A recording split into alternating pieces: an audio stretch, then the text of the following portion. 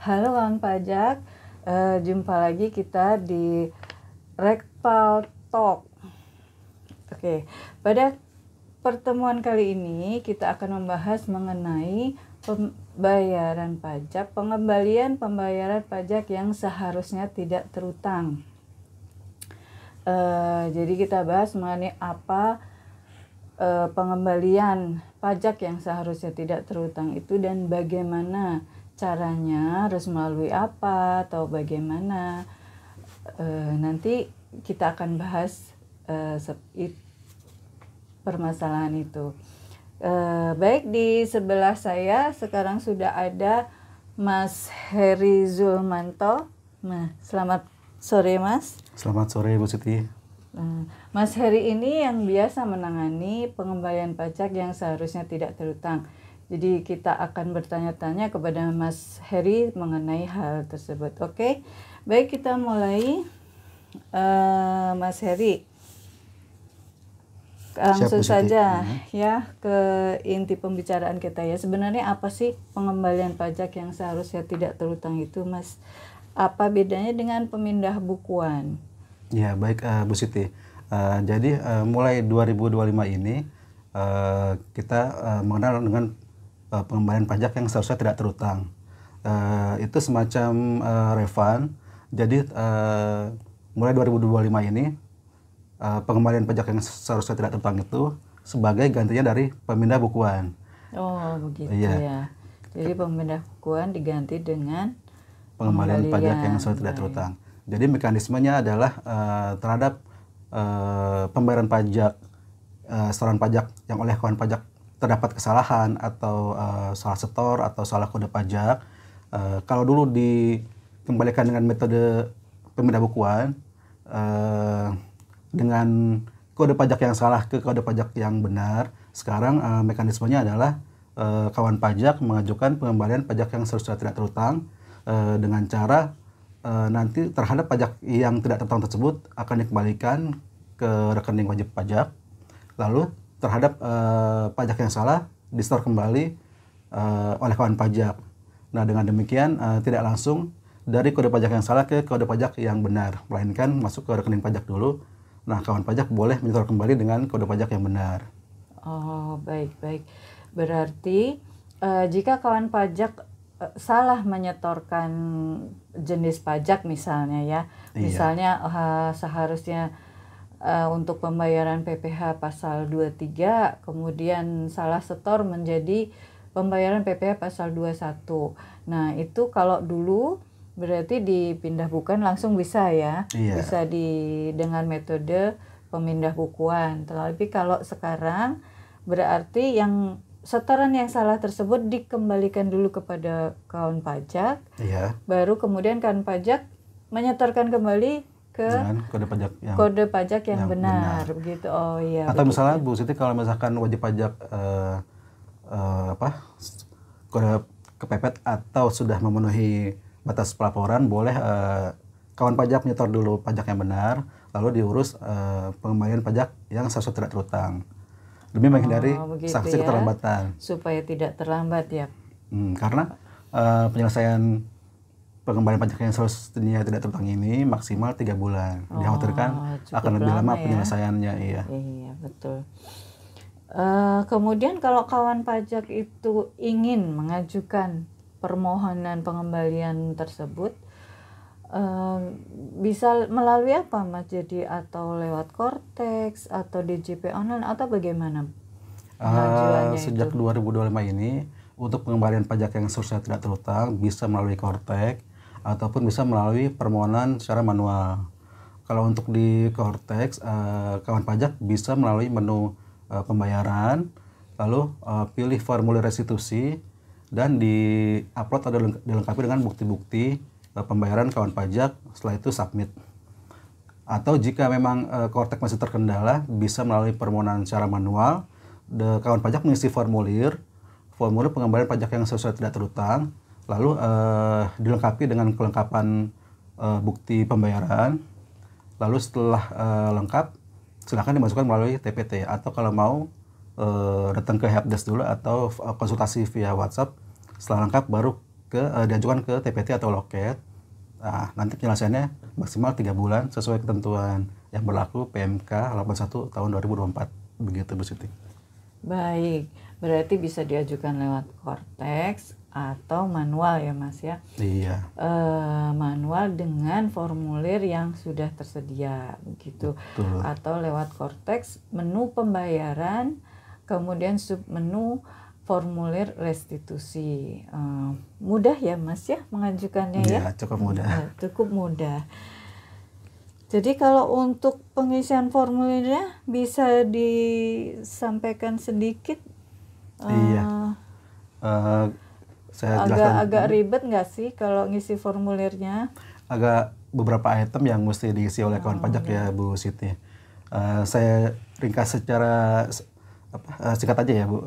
Jadi mengenai formulir pengisiannya itu saya bagi menjadi 4 hal ya. Antara lain yang terutama itu jenis permohonan, lalu yang kedua identitas, yang ketiga itu norek atau nomor rekening, dan yang keempat lampiran. Nah, untuk jenisnya itu kawan pajak bisa mengisi hal atau item yang sesuai dengan kebutuhan pengembalian. Nah, ada 5 item di sini. Yang pertama itu adalah pengembalian pajak yang seharusnya tidak terutang berdasarkan pembetulan SPT masa bernilai lebih bayar. Jadi misalkan dalam hal ini kawan pajak melaporkan SPT masa lalu pembetulan dan bernilai lebih bayar, akan diminta pengembalian, silakan dicentang untuk pilihan nomor 1 ini. Tapi ini dengan catatan selain PPN masa ya Bu Siti ya. Misalkan selain PPH pasal 23 atau PPH pasal unifikasi ya. Iya. SPT masa. Karena kalau PPN ada pengembalian pendahuluan ya Bu. Iya betul Pak. Itu nomor 1. Untuk nomor 2 jenis permohonannya yaitu pengembalian pajak yang seharusnya tidak terutang terkait dengan nilai pembayaran yang tidak digunakan. Nah kalau ini cukup jelas ya Bu, karena terhadap jenis pajak yang dibayar, kalau memang ada nilai pembayaran yang tidak digunakan, silakan pilih nomor 2 ini atau dicentang nomor 2 ini. Jadi misalnya ada double pembayaran seperti itu ya Pak ya, itu ya, termasuk itu ya yang tidak digunakan. Nah, yang satu sudah digunakan, yang satu lagi belum. Tidak. Silakan pilih nomor 2 ini. Untuk yang jenis permohonan yang ketiga yaitu pengembalian pajak yang seharusnya tidak terutang terkait dengan pembayaran yang dianggap sebagai laporan.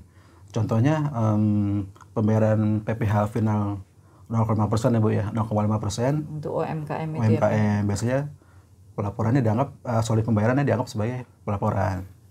Silahkan kawan pajak pilih nomor 3 ini terkait hal tersebut.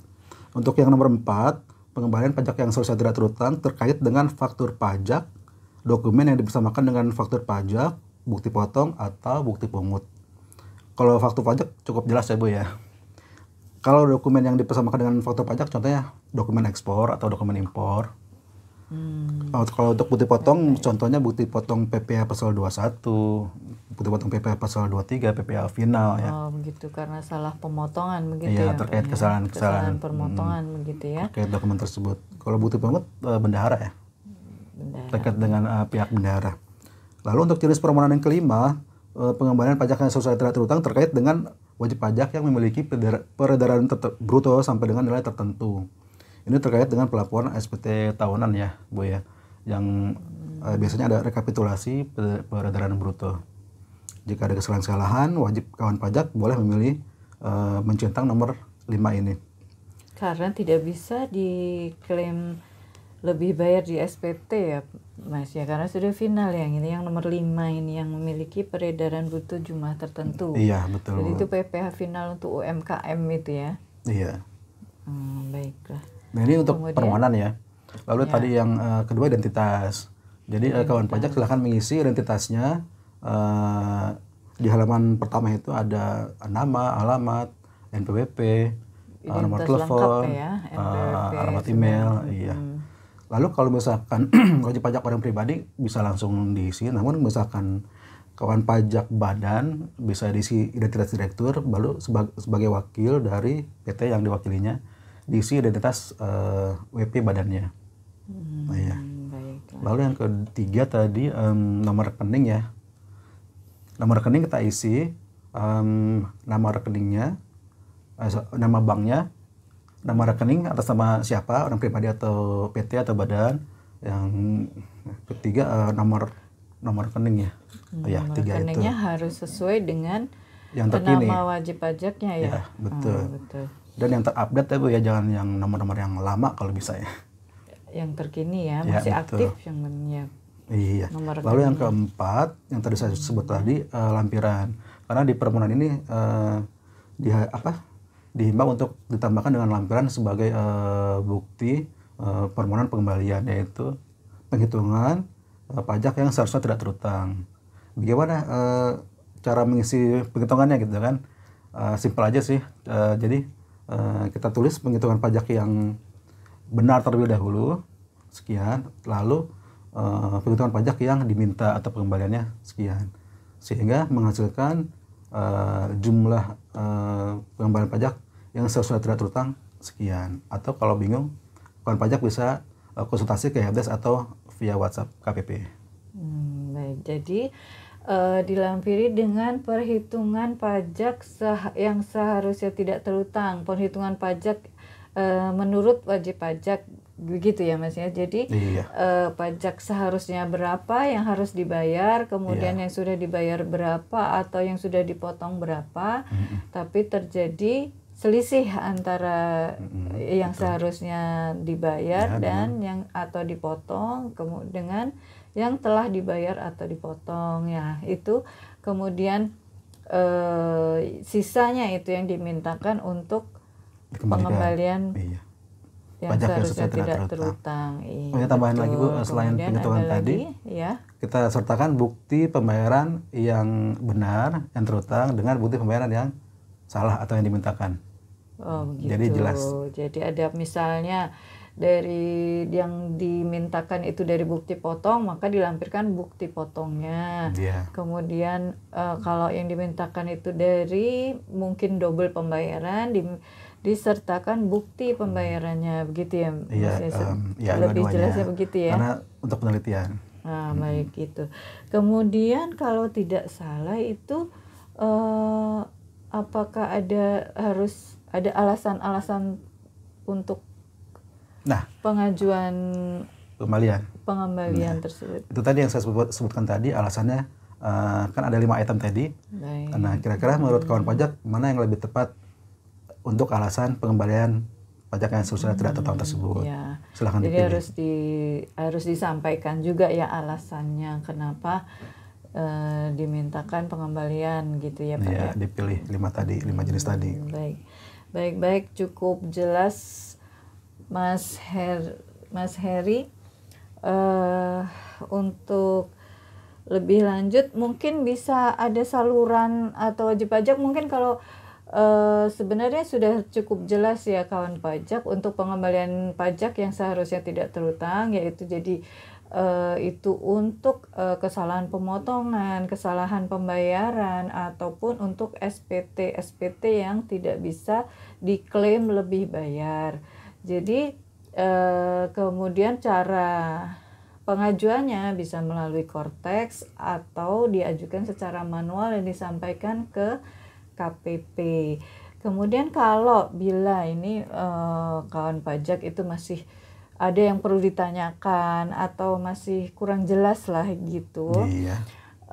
apakah ada salurannya untuk bertanya? Bisa berkonsultasi ke nomor kita helpdesk KPP Palmerah di nomor 0819 550 9050. Baik, saya ulang lagi ya, 0819 550 050. Atau boleh silakan datang langsung ke helpdesk KPP terdekat. Oh, bisa di KPP terdekat ya, tidak harus di KPP Palmerah. Baik, Mas. Siap, Mas Krisna, terima kasih. Mas Heri, terima kasih atas penjelasannya. Sudah tercerahkan mungkin ini ya kawan pajak ya. Semoga sudah jelas semuanya. Bisa mengajukan, silakan kalau ingin mengajukan pengembalian pajak yang seharusnya tidak terutang. Baik kawan pajak, kita akhiri pembahasan kita kali ini. Pajak kuat, APBN sehat.